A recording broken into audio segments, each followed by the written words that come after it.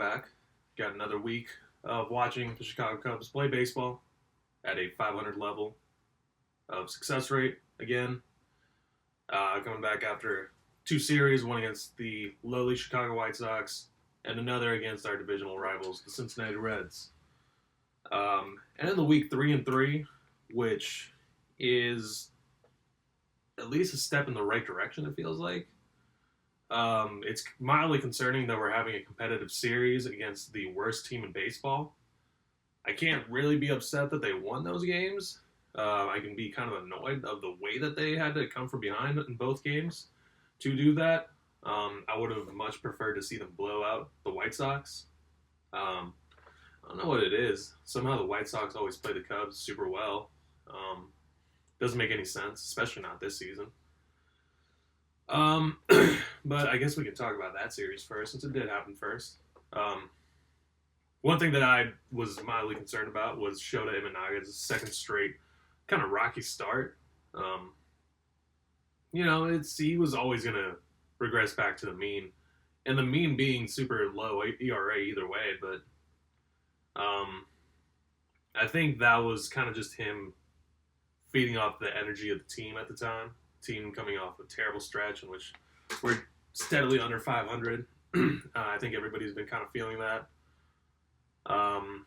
Can't really be upset about the come from behind nature of these wins.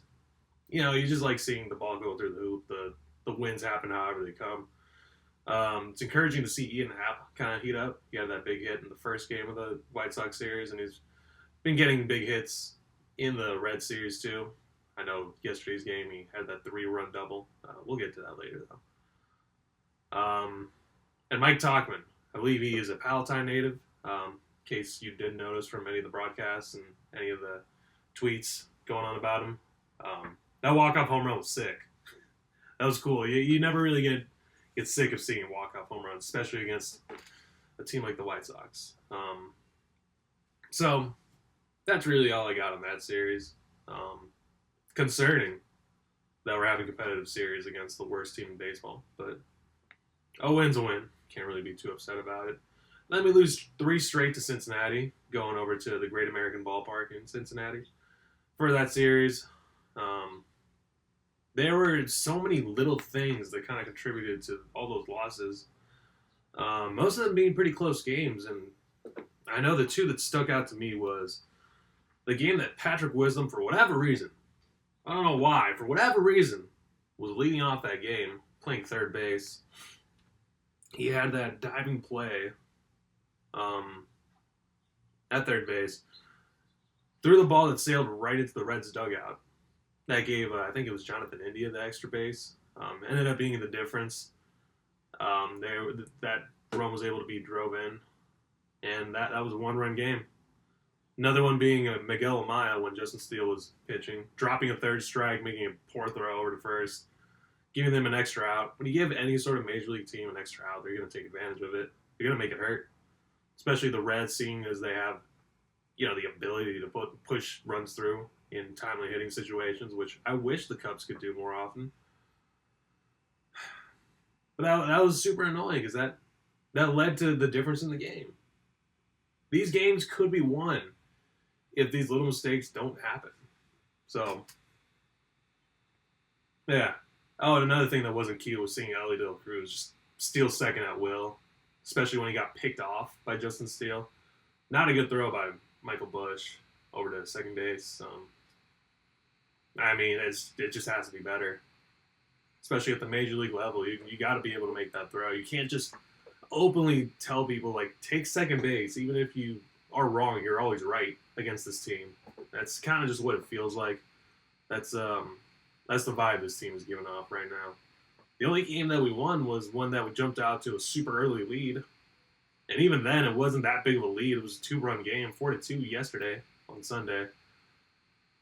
So, overall this week, I can't be super upset. Not happy. I think you can see and you can tell I'm not super happy about it. But keeping it at 500 somehow brings us from last place to being tied for second place, which I can't believe. I can't believe the Cubs are tied for second place in the division after weeks of looking like a terrible ball club. I think that really just speaks on the NL Central and how that's been looking. I've been saying that all season. The NL Central is super weak. And so 6.5 games behind Milwaukee. We're tied with the Reds, same record, which is kind of crazy. But that's just where we're at. Haven't really been paying too much attention to action across the league. Kind of just worried about this team and seeing exactly what it is. And it just sucks. I've pretty much voluntarily been choosing not to watch some of these games at the expense of not being super upset, kind of just watching the highlights. So I think you might be able to tell with my lack of knowing the exact game situations of a lot of these. So if you got anything to say, let me know. So that's all I got about the Cubs. I'm going to do some terrible radio right now. Going to see what the upcoming schedule is. I know that we talked about they had a not great schedule coming up. I think they might be playing the Rays. That's right. Playing the Rays coming up and then the Cardinals. Both teams that I think are easily beatable. So next time we come back onto the pod, hopefully we'll have a winning record after this week. That's my kind of short demand for this team. Just have 1 week where you improve upon your record. Something that you can build off of. Other pitchers I'd like to see good performances out of. Javier Assad, I think he had a couple of not so great starts. I think he'll bounce back. Showed him, and now you just gotta keep doing it. I think Justice Steele's been doing good as well. Just needs that run support and support out on the field when he is on the mound. So that's what I got about the Cubs. They don't usually play the Rays. I can't remember the last time the Rays came to Wrigley or the Cubs were in Tropicana. So that's one of those matchups where I always think it kind of looks kind of funny. So it's like the Cubs playing the Angels. They never played the Angels either. Over 500 is my hopes for this upcoming week.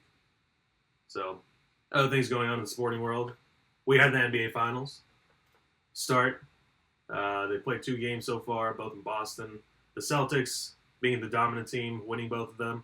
First one was a blowout, which sucks to see in the finals, man. I hate seeing blowouts. I want to see a competitive game. The second game, Luka Doncic did just about everything that he could. He proved that he is the best player out on the court at any given time. He just doesn't have the better team like the Celtics do. And they've shown, Jaylen Brown and Jason Tatum didn't have, the most amazing game. I felt like Jason Tatum missed so many shots, so many drives. He was just too strong with his finishes. I don't know what it is. But even if those two guys aren't, at the very top of their abilities performing every single night, that team is just better. Kristaps Porzingis, I don't know when he had that, little transformation. He kind of went from, I forget exactly which country he's from, but he kind of has that, Eastern European look to him right now. I'm trying to think, Brad Miller? He kind of looks like Brad Miller, like a skinny Brad Miller. I don't know if it was, the change over to Boston. He's living down in Southie or whatever. And he looks tough. I wouldn't want to mess with him. But he kind of tweaked his knee, so we'll see his availability for the upcoming games in Dallas. It's looking more and more like it might be a sweep. That's just the state of it. Kyrie it felt like he got in foul trouble pretty early on, so that might have affected his ability to defend. And so, yeah, that's what I think about that series. I think we all knew that it was going to happen. I was screaming out during the first game, why do we even play these games? What's the point? We already knew this was going to happen. So we kind of all saw this one coming. Then we had one game of the Stanley Cup Finals, Edmonton Oilers falling to the Florida Panthers. I believe the final score was 3-0. The Panthers look good.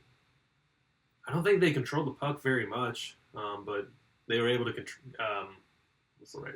convert on their opportunities more often than the Edmonton Oilers.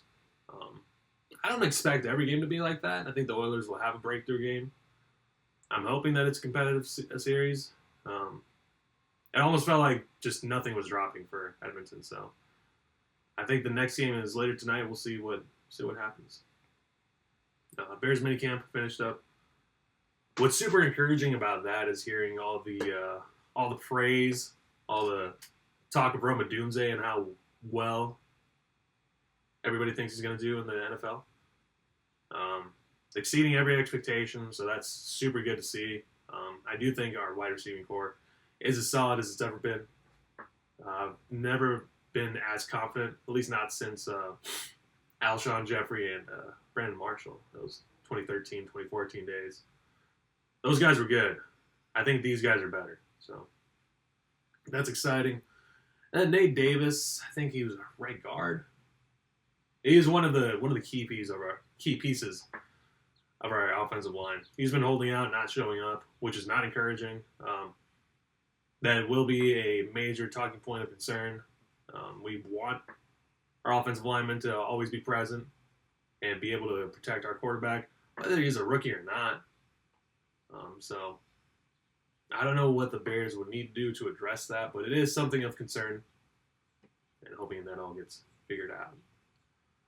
Other than that, I ain't got much going on. Yeah, that's all I got for today. So, thanks for watching, everybody. Again, 500. 500 is what I want. Or over 500 is what I really want. So, that's what's going to happen. Or else. All right, it's over.